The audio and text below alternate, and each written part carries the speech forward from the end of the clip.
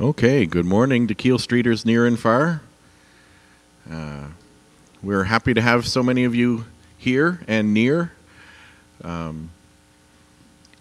It is wonderful because this is we've got folks here from who haven't been here in a while, and it's you may not realize how dear you are to the rest of us, but it is always good to have you with us, to be here together. There really is nothing like being with God's people. All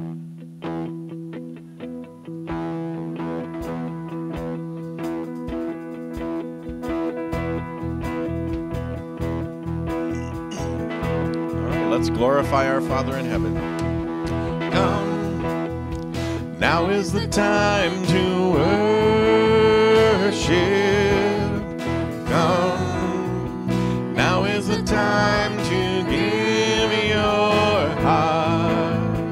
Come, just as you are to worship.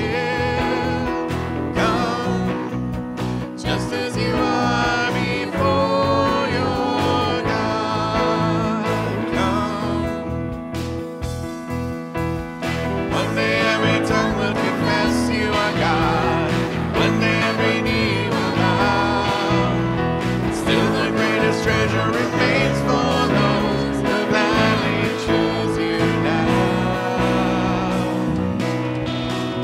Come, now is the time to worship. Come, now is the time to give your heart. Come, just as you are to worship. Come, just as you are before your God. Come, one day every tongue will confess you are God. One day every knee will bow. Still the greatest treasure remains for those who gladly choose you now. One day every tongue will confess you are God. One day every knee will bow. Still the greatest treasure remains for those who gladly choose you now. Come, now is the time to worship.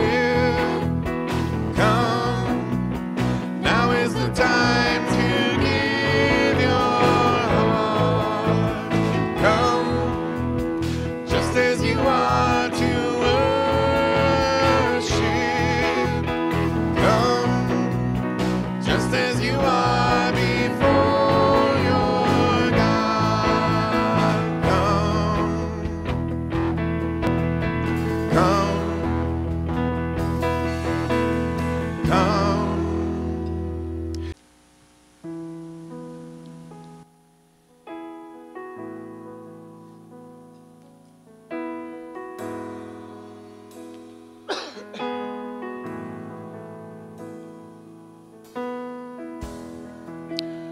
Worthy of every song we could ever sing,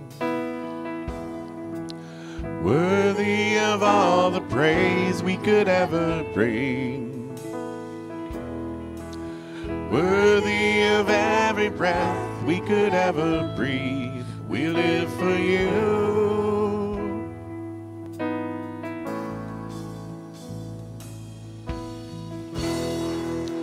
Jesus, the name above every other name. Jesus, the only one who could ever save. Worthy of every breath we could ever breathe. We live for you. We live for you. Holy, there is no one like you. There is none beside you. Open up my eyes and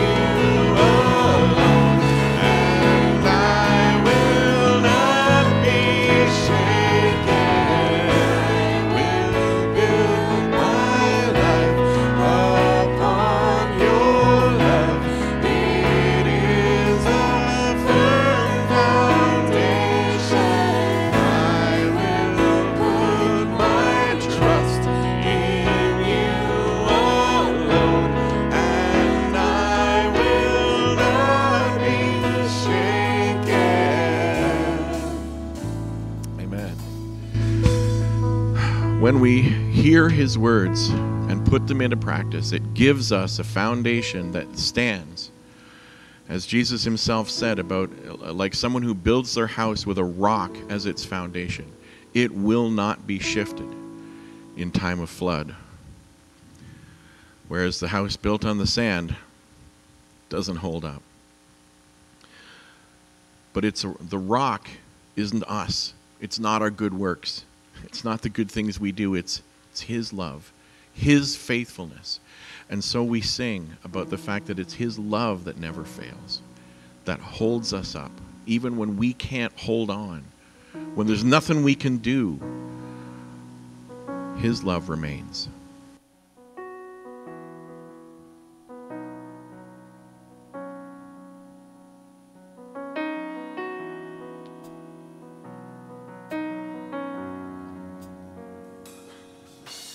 Higher than the mountains that I face, stronger than the power of the grave, constant in the trial and the change, this one thing remains,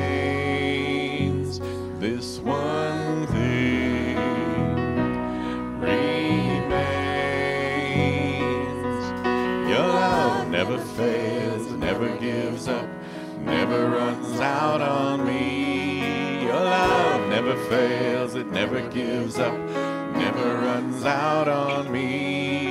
Your love never fails, never gives up, never runs out on me.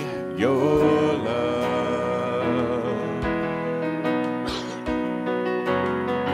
And on and on and on and on it goes.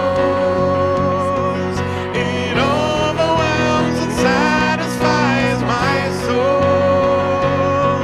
And I never ever have to be afraid. For one thing remains, this one thing remains. Your love never fails, it never gives up, never runs out on me. Your love never fails, it never gives up, never runs out on me. Your love never fails, it never gives up, never runs out on me. Your love.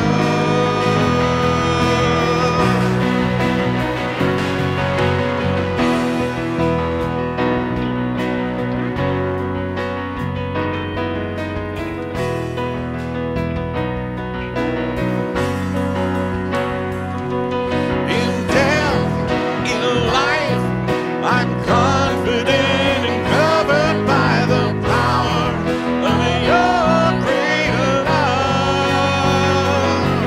My debt is paid, there's nothing that can separate my heart from your greater love.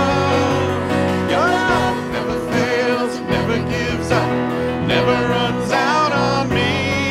Your love never fails, it never gives up, it never runs out on me. Your love never fails, it never gives up, never runs out on me. Your love.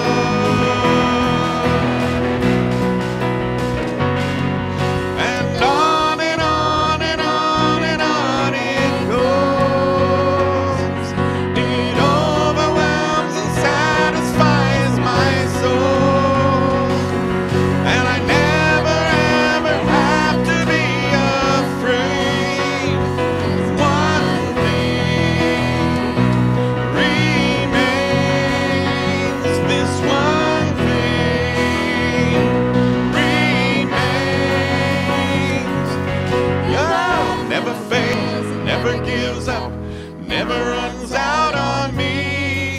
Your love never fails, it never gives up, it never runs out on me. Your love never fails, it never gives up, never runs out on me. Your love.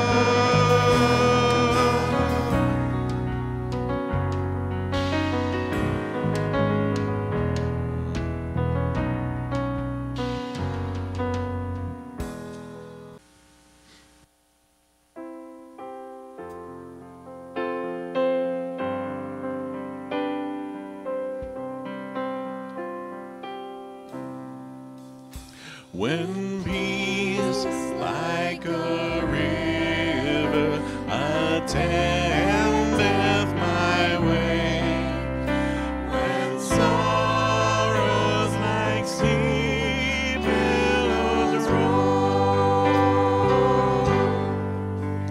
whatever my lot, thou hast taught me to say, it is well with my soul.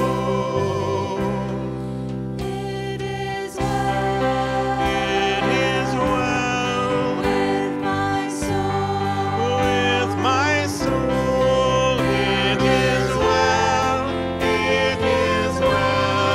with my soul. Though Satan should buffet, though trials should come, let this blessed assurance control, that Christ has regarded my helpless estate, and hath shed his own blood for my soul. It is well It is well with my soul. with my soul. It is well with my soul. My sin, oh the bliss of this glorious thought, my sin not in part but the whole, is nailed to the cross, and I bear it no more. Praise the Lord, oh my soul. It is well It is well with my soul. with my soul. It is well with my soul. And Lord, haste the day when my faith shall be sight, the clouds be rolled back as a scroll, the trump shall resound, and the Lord shall descend. Even so, it is well with my soul. It is well It is well with my soul. with my soul. It is well with my soul.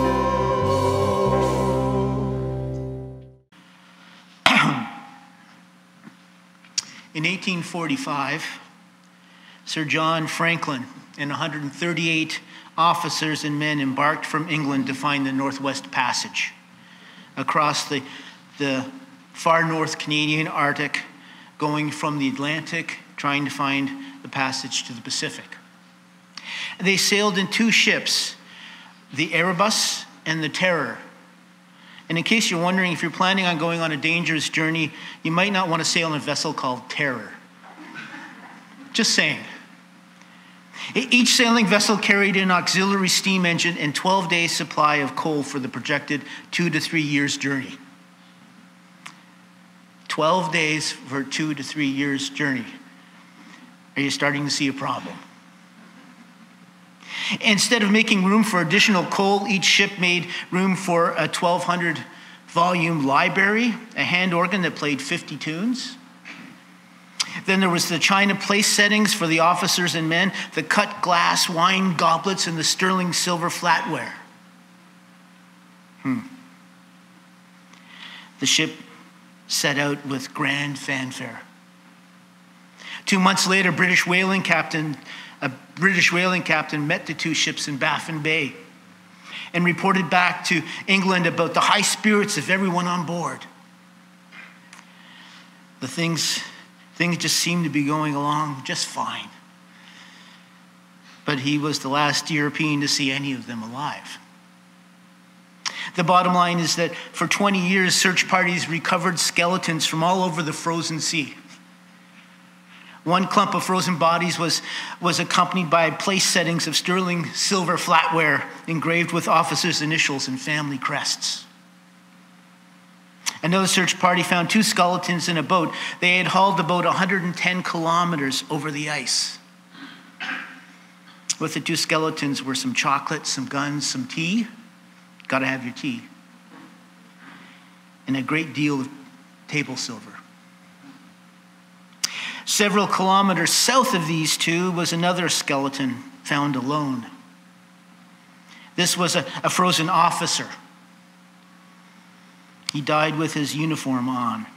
He was clothed with trousers and jacket of fine blue cloth, edged with silk braid. Over his uniform, the man had worn a blue overcoat with a black silk neckerchief. I guess we could say that this officer wouldn't be caught dead without his uniform. That, in a nutshell, was the Franklin expedition. Sir John Franklin and 138 men perished because they underestimated what was needed for the journey. They ignorantly imagined a pleasure cruise as they planned in the comfort of their English officers' club. They exchanged necessities for luxuries, entertainment, and creature comforts. Their ignorance of what the journey would require led to their death. Today, as we finish up our Disciple Period series, we're going to look at a very difficult text. This is a text that we would all probably prefer to skip over if we could. These are words that we would have preferred Jesus not say, but he did. And he wants us to hear them. In fact, he ends his speech by saying, "Whoever has ears to hear, let them hear." In other words, Jesus underlines every word and every syllable of what he has just said. This is a text that points to a very difficult journey that requires we count the cost. Before I even say this, I have a sense that many of us are going to have a hard time considering the cost of genuine discipleship. If we're honest with ourselves, it'll seem too hard, too difficult, too demanding, perhaps even unfair. But what we need to understand is that Jesus is outlining the necessities we will need to make our journey with him sweet, successful, and satisfying. This isn't a journey meant to burden us, it's a journey meant to free us. Please turn with me to Luke chapter 14. We're going to be looking at verses 25 to 35. 25 to 35. It's on page 882 of the Congregational Bibles, the blue book underneath the chair in front of you, somewhere around you. As you turn there, let me give you some background. In Luke 9, we are told, as the time approached for him to be taken up to heaven, Jesus resolutely set out for Jerusalem. Let me read that to you again. As the time approached for him to be taken up to heaven, Jesus resolutely set out for Jerusalem. What this means is that everything you read after chapter 9, verse 51 needs to be filtered through this verse. Jesus knew his time was short, and so he focuses on going to Jerusalem and what would happen when he arrived in Jerusalem. He focused on the opposition he would face by the religious leaders. He focused on the confrontations and the attacks, the beatings and the rejection, and finally the cross. Jesus focused on these things. He considered them. He saw them coming, and he tried unsuccessfully to prepare his disciples for the darkness looming on the horizon. that isn't the only thing this focus suggests. Jesus resolutely sets out for this journey to Jerusalem also tells us that the suffering, the cross carrying, the dying wasn't only coming, it was necessary. It was Jesus' path to victory. It was the emptying of himself that would lead to the filling of the kingdom. In death would come new life. As we saw on Good Friday, Jesus knew that a seed had to die and fall to the ground to produce many seeds. In verse 25, we read that large crowds were traveling with Jesus. This is Luke's way of signaling a change in audience. The first part of chapter 14 was an interaction with a religious leader in a private setting. Now he's moving towards Jerusalem with a large crowd. But think about it. Only Jesus knows the path that lays before him. The disciples didn't. And what about the large crowd that was following Jesus? They looked at Jesus with hope and with a long list of expectations, but they didn't have any idea what was going to happen when they reached Jerusalem. For many in the crowd, this was more of a march than a walk. This was the powerless versus the powerful, the Jews versus the Romans. It was Jesus versus the establishment. It was change versus status quo. It was a path to confront everything that needs to change politically and socially and economically. The crowd swelled. The expectations rose. The march became a parade. And this crowd had no idea, no clue to what was going to happen when they got to Jerusalem. They were on a journey ignorant of what the journey would require. So Jesus takes this opportunity to give them a reality check. Beginning with verse 25, we read, large crowds were traveling with Jesus, and turning to them, he said, if anyone comes to me and does not hate his father or mother, wife and children, brothers and sisters, yes, even their own life, such a person cannot be my disciple. If we could just stop there, it would be bad enough. And whoever does not carry their cross and follow me cannot be my disciple. Suppose one of you wants to build a tower. Won't you first sit down and estimate the cost to see if you have enough money to complete it? If you lay the foundation and are not able to finish it, everyone who sees it will ridicule you, saying, this person began a building and wasn't able to finish it. Or suppose a king is about to go to war against another king. Won't he first sit down and consider whether he's able with 10,000 men to oppose the one coming against him with 20,000? If he's not able, he will send a delegation with the others, with a delegation while the other is still a long way off, and will ask for terms of peace. In the same way, those of you who do not give up everything you have cannot be my disciples. Salt is good, but if it loses its saltiness, how can it be made salty again? It's fit neither for the soil nor for the manure pile. It is thrown out. Whoever has ears to hear, let him hear. Darrell Johnson calls Jesus' teaching weighty words, very weighty words, but not oppressive. Indeed, they are not only not oppressive, they're positively liberating. Really? Do these words seem liberating to you? Hate? Carry your cross? Give up everything? Well, here's the thing. Stay with me for a moment, if you haven't already checked out. What causes stress in your life? Is it not all the things we do to try to be people pleasers? How much stress do we carry just trying to be liked and keep the peace and make ourselves and others happy? And how much stress comes into our lives working for things. Working for more and better things. Working to fix and maintain all the things that we have. Working to protect and pay for the things that we have. We complicate our lives and accumulate stress. The reality is that either we have many masters or we have just one. And it's our choice. Either we have many masters or we have just one. And there's only one that can be just one. To put it another way, the stress we experience comes from not following Jesus. Not listening to Jesus and pursuing things other than or more than Jesus.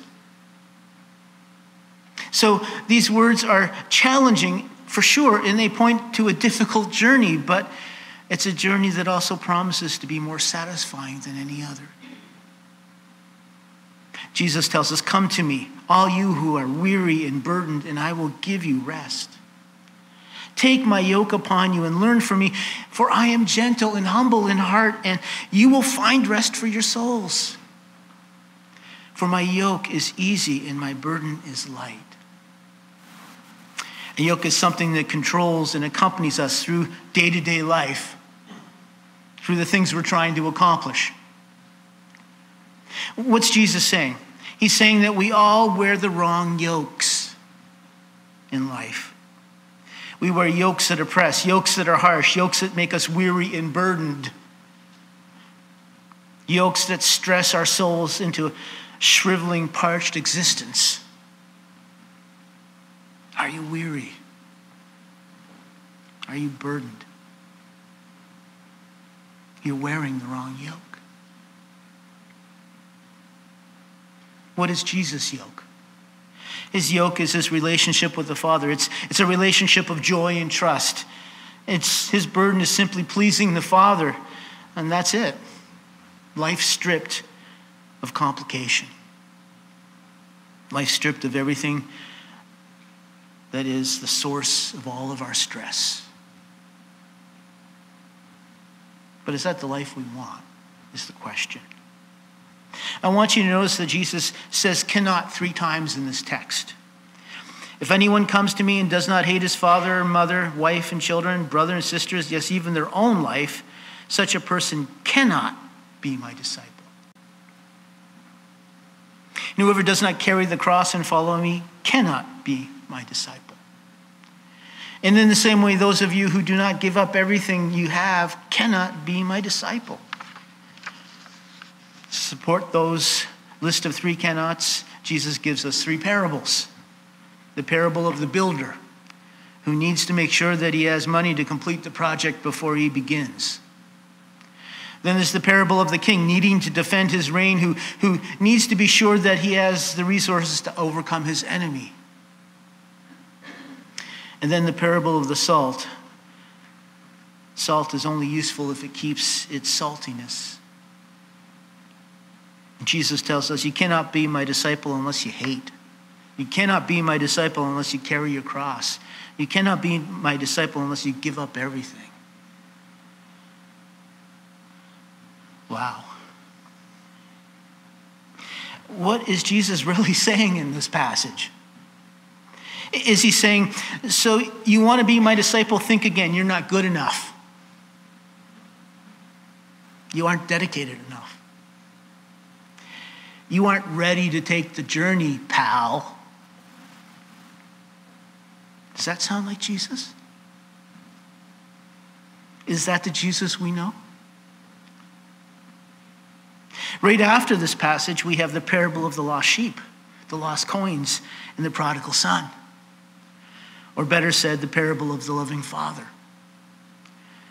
Immediately after, all these parables speak of the God who would do anything to extend his extravagant grace and welcome us into his kingdom. The Father who looks afar off into the distance, just waiting for us to return to him. Think about it. Jesus says these things to a crowd walking with him to Jerusalem, a crowd for whom he's about to die. We need to put this in the right context. in other words. So whatever else is going on in these parables and in this text, Jesus is not trying to exclude people. What he's trying to do is include people, but in order to do that, he has to shake up their worldview. He needs to address the reason they have for following him and shock them into a new reality, a new journey in keeping with where he wants to take them, not where they want to go. To put it another way, Jesus is showing them that to be his disciple, they need to think differently, and they need to approach life differently, and they need to see life differently. Being a disciple isn't just adding one more teaching onto a long list of influences in our life.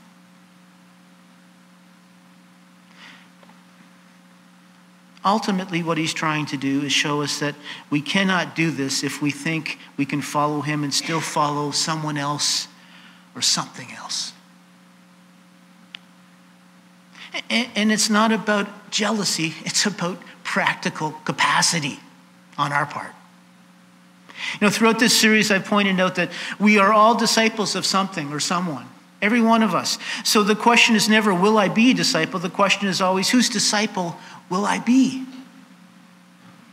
Every author, every filmmaker, every politician, every media person, every TED presenter, every plumber, lawyer, teacher, doctor, website creator is a disciple of someone and seeking to disciple someone. Every person in every city and every nation is a disciple of someone. What Jesus is trying to do is point out to us that being his disciple means letting go of all other claims on our lives. And he does it in such a way as to shock us intentionally, to make us stop and think and reevaluate and wonder and question and go, how can this be? So if this text upsets you, he's done what he's expecting to happen. It's been accomplished. So the text we have before us today is one of Jesus' snap out of it texts. Much like the bread of life sermon in John chapter 6. It's a passage that is particularly difficult and pointed because Jesus knows he's coming up against a lifetime of thinking about things in a way that will never prepare us to finish the journey where we want to go and, more importantly, where he wants us to go. It's like we have lived our lives with an irregular heartbeat. In order for us to really live, we need to have our heart stopped and shocked into beating for him.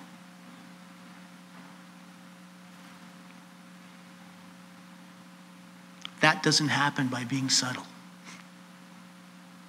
So what Jesus is telling us is look, I really want you to be my disciple. I really want you to know the fullness of life that's found in following me. I want to give that to you, but here's the deal. You're not going to get up and follow me into that fullness unless you come to terms with all the other claims on your life. What Jesus is really saying in this text isn't so much that we cannot be his disciples unless we do these things. What Jesus is saying is that we will not be his disciples unless we do these things. Our choice. He isn't excluding anyone.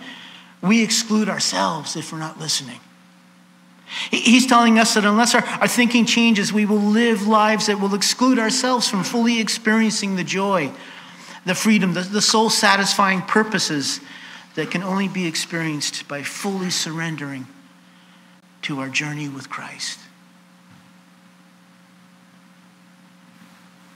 I want you to think about the first two parables for a moment.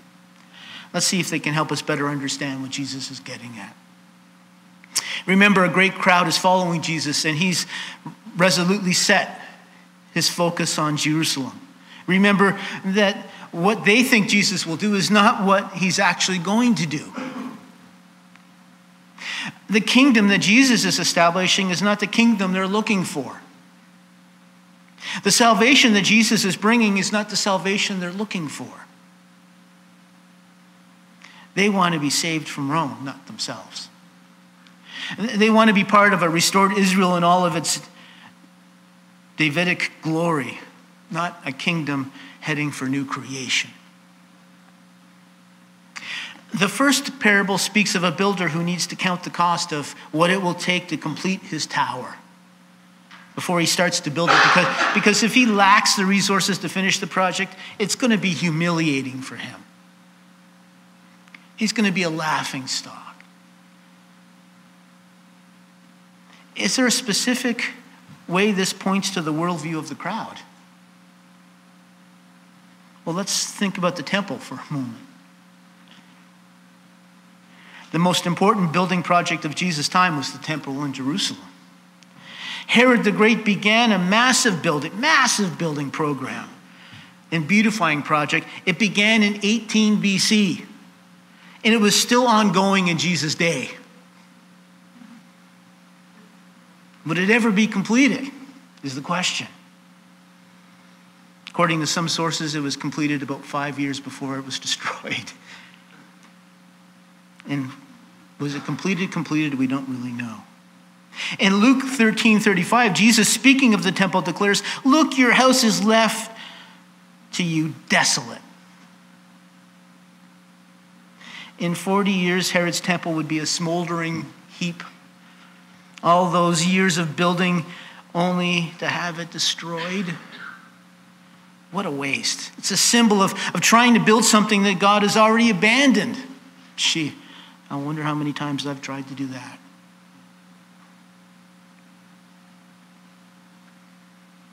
As we saw last week, from the very beginning of Jesus' ministry, Jesus declared that he was the temple, that he would replace the temple, and that his sacrifice would be the means that people could enter into an intimate relationship with Yahweh. Religion would be replaced with relationship. Okay, but what about the parable of the king who needed to figure out if his army of 10,000 could defeat the enemy's army of 20,000? Again, think about the crowd. What were they looking for in Jesus? A king that could defeat Rome, matching violence with violence? That's exactly what they were looking for. Jesus says a wise king will realize that the best way to take care of his people will be to negotiate peace. A king that goes to war without considering the cost is not a king at all. A king that prefers war over peace is not a king that cares about his people. Just as it is the time for a new temple, it's time for a new king, a new kind of king. It's time for a different way to live, a salty way to live, a live that preserves life and that gives flavor to life, not brings more disorder and chaos and destruction. The way that Jesus brings life, that's what we need. We need that kind of a king. So what Jesus is actually doing in this passage is telling the crowd, yes, follow me, but understand that following me will take you on a journey you're not expecting. Following me will require that you let go of everything else, including yourself.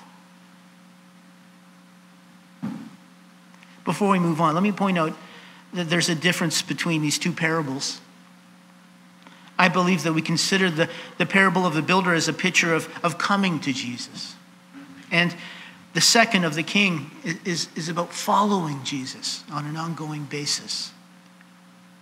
You know, there's a sense in which we need to see that whatever it is that we want in life, we are never going to build it. We're never going to finish it or enjoy it or build it on our own efforts. We all lack the resources to finish the work. Whatever life we want left to ourselves, it's just not going to happen. At least in a way that brings satisfaction and joy. Often we accomplish the things we think we want to accomplish, and they only make us more empty, right? We need to see that Jesus is the only way that we build a life that will ultimately satisfy. Jesus is the only one who can bring to completion the work we want for ourselves.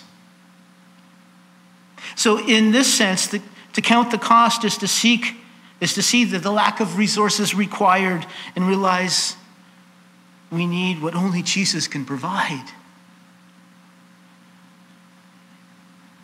Yes, it's a call to commitment, but it's a call to commitment that comes from understanding our need for God's grace extended through Christ. The image of the king facing a more powerful one and understanding the need to make peace is the attitude we all need to continue on our journey. He is the more powerful king. And the only way forward is making peace, not war. The only way to grow is to allow his rule to overtake our rule.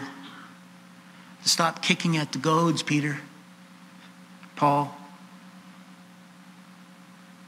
We need to understand that the battle we all face is a battle with ourselves that requires our surrender to his power and his plan. And it's an ongoing, continuous, daily thing that we're doing. Without considering our limited resources and without considering the fact that our rule needs to become his rule, we're not counting the costs. And we're never going to surrender in a way that's going to take us where we want to go. These two things have to happen. Let's look at verse 26 for a moment. If anyone comes to me and does not hate his father or mother, wife and children, brother and sisters, yes, even his own life, such a person cannot be my disciple. You might be more familiar with this from Matthew, and he just talks about his mother and father and brothers and sisters, but he really expands here, doesn't he? Jesus is using a figure of speech, a Jewish figure of speech. When he talks about hate, he's talking about it in a comparative way. He isn't talking about hate, he's actually talking about love. Actually, what the word means that's translated as hate, it has to do with separation. So he's saying, you have to separate from these things in order to be with me, is kind of what he's saying here. God's word teaches that we are to honor our parents. We're called to love our spouse and to serve our spouse as Christ loves the church and gave himself up for her, right? Jesus isn't telling us that the Christian life is one of unhealthy self-loathing, where we're constantly hating ourselves, although I've made a good point of trying that out a few times. Following Christ is about becoming our best selves. It's about finding joy and peace and purpose and loving and caring for others. That's where the joy comes. So here's the thing. In Jewish culture, as in many other cultures, the strongest, most influential ties are the family. The family dictates who we are and what we do and how we live. Jesus is saying, if you follow me, that will no longer be true. Your identity will be found in me and me alone. What your family wants and what you want will not be the determining factor of who you are and where you're going. I remember my mom telling my mom about my baptism when I became a Christian. She didn't like that. She didn't understand it. She saw it as a statement against her in her parenting in some way. I know that my family didn't understand why I would want to go to Bible college, of all things, and become a minister of all things. Following Christ created distance with my family. I lost most of my friends over following Christ.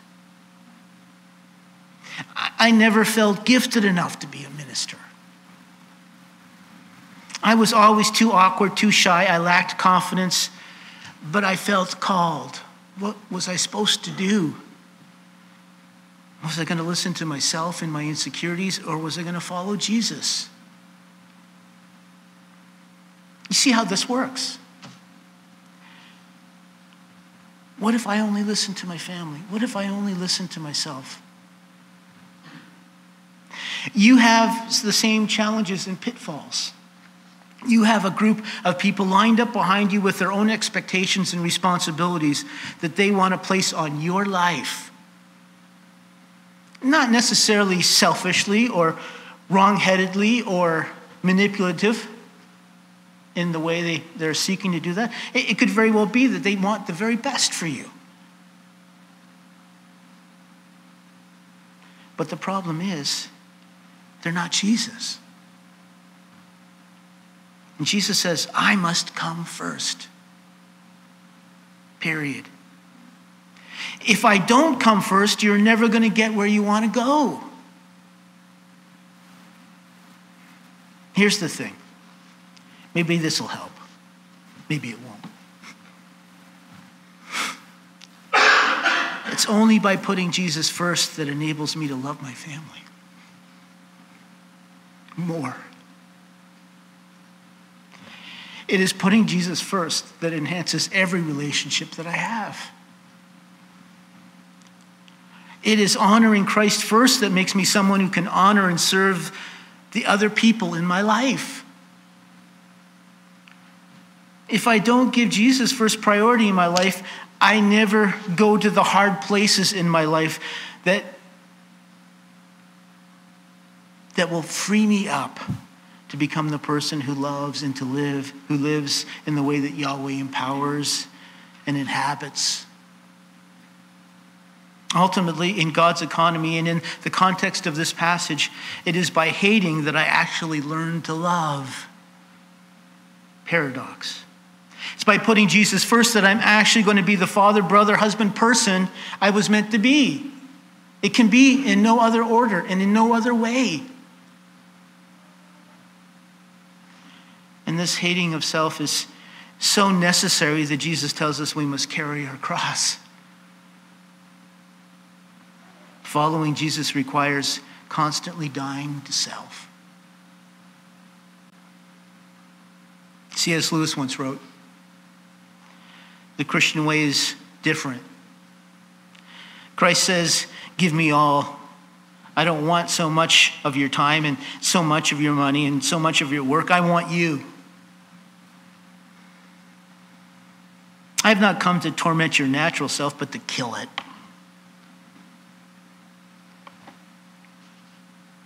No half measures are good.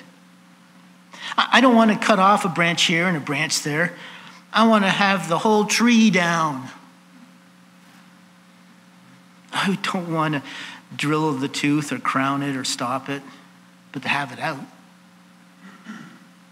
Hand over the whole natural self, all the desires which you think innocent as well as the ones you think wicked, the whole outfit.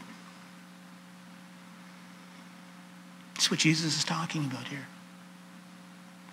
And of course, one of the areas that plagues us most is what we have and what we want to have.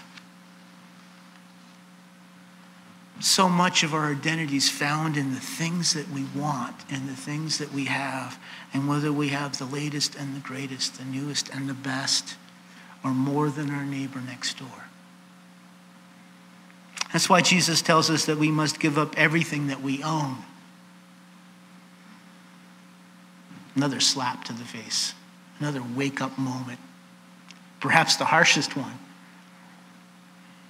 But this works in the same way as hating one's family.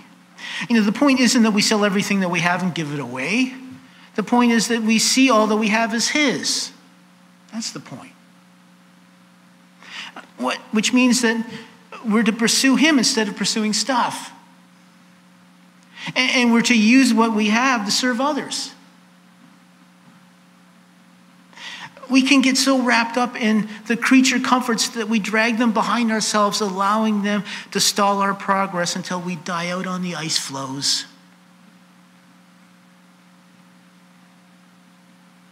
We can be buried with our silverware. Yay.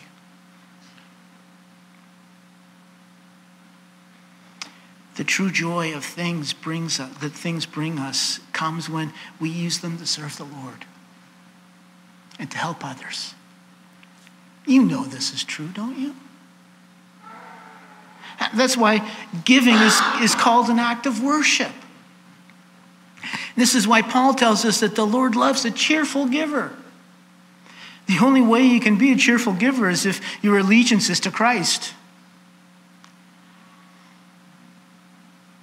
And if you understand that all that you're sharing is what you've been given. This also means that our best way to grow in that allegiance is by giving more and trusting in his provision. There's no other way. It's not a have to, it's a get to that provides more joy and more generosity and a better quality of life. There's so much more we could talk about as we prepare to meet at the Lord's table. The reality is that Jesus has given you a call to count the cost.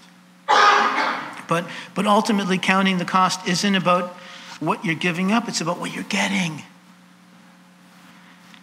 It's about understanding you can't finish the journey unless you're walking with Jesus. That's what you're getting. There's a sense that we can't fully count the cost, though, isn't there? How do we know what putting Christ first will cost us until we put him first? This isn't a matter of commitment so much as it's a matter of trust. Of course, trust and commitment go together. To count the cost is to look at Jesus and to know that he has a better plan for your life than you do. Do you believe that? Really? On a day-to-day yoke kind of a way? It's a matter of trusting his love by looking at his willingness to die for you. Know anybody else who's willing to do that? And clearly, you don't have to just count the cost once. It's a daily thing. Jesus doesn't require perfection. He's not asking for one decision that you can't renege on. He's asking for a decision that will open you up to his work in your life on a daily basis. He's asking you to enter into a relationship. But he requires your allegiance. He requires that you continue to believe in him and follow him and seek his face even when the journey seems particularly difficult. The journey will be difficult. Jesus doesn't hide any of this passage in the fine print of being a Christian. He tells them before they even become one. The journey will be difficult. He tells us that. But know this, if you put Jesus first in every aspect of your life, he has promised to get you where you need to go, where you want to go, where you long to go.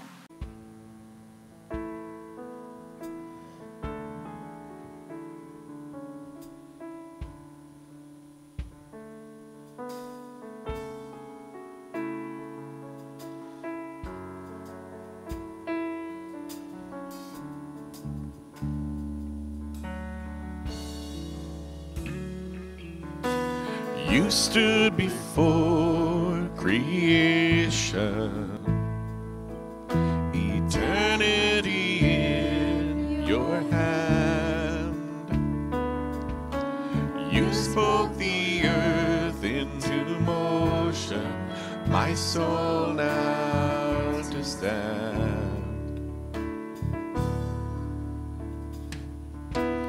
You stood before my failure and carried the cross for my shame. My sin weighed upon your shoulders, my soul now to stand. So what can I say? And what can I do? But offer this heart, oh God, completely to you.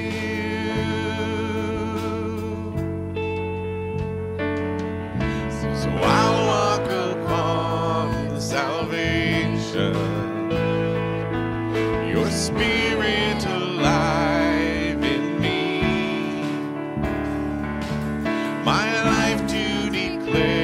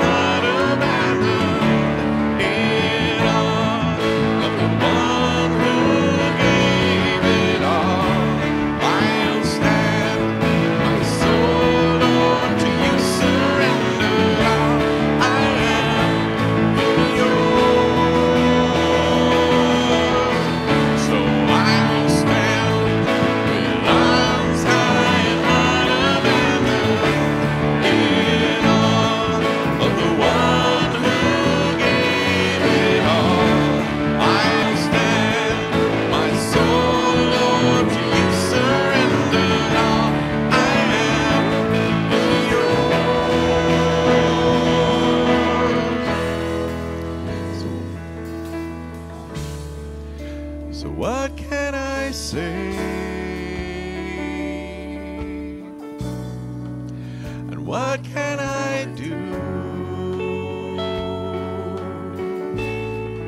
but offer this heart, oh God, completely to you?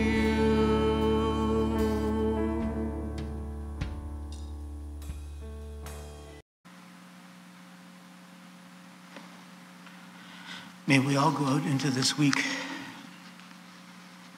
carrying Jesus' yoke. Not a yoke that burdens, not a yoke that stresses, not a yoke that pulls us in 12 different directions at the same time, but a single-minded, gentle, loving, prodding yoke that takes us into deeper, more joyful, more wondrous life in him.